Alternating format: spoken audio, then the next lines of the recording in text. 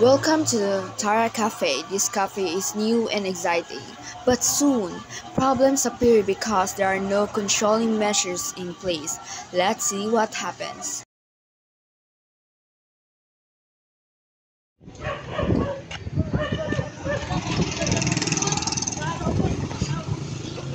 Where are the staff? We open at 9, but it's already 10.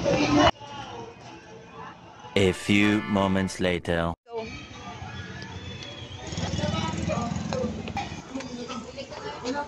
Sorry, boss, I oversleep. Sir, I forgot I had a cheat today.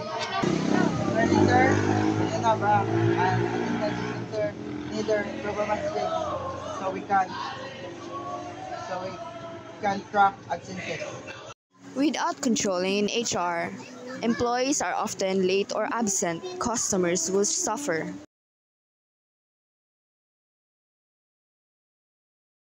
Why aren't there any customers?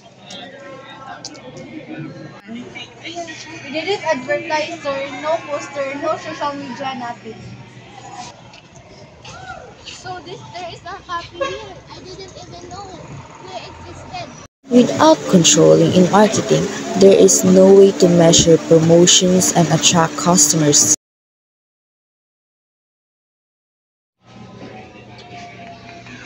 Excuse me, I've been waiting for 22 minutes for my coffee. I'm sorry, the kitchen is messy and we have no system for orders now. This coffee is not cold. Without controlling in operations, service is low and customers suffer because of the bad quality.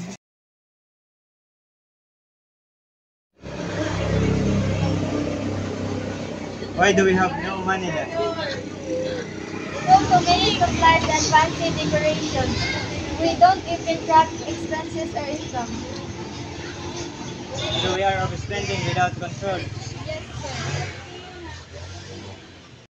Without financial controlling, money is wasted and losses increase.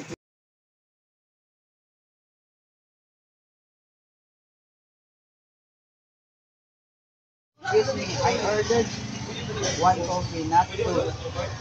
Sorry, I was your older sleep. Everything is written on paper and it's mixed up. We really need a computerized system. Without ICT controlling, records get lost and mistakes happen. Employee misunderstanding, rarely customers, slow service, wasted money, and bad records. This cafe is falling apart. The problem is clear. There is no controlling in any functional area of management.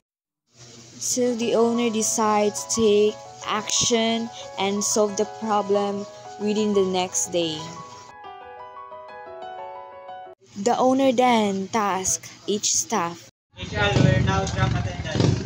Marketing will evaluate promotions. Operation will set quality and standards. Finance will monitor the budget. IT will use digital systems. Take note, every functional areas of management can work together for success. Di pinapansin, ingay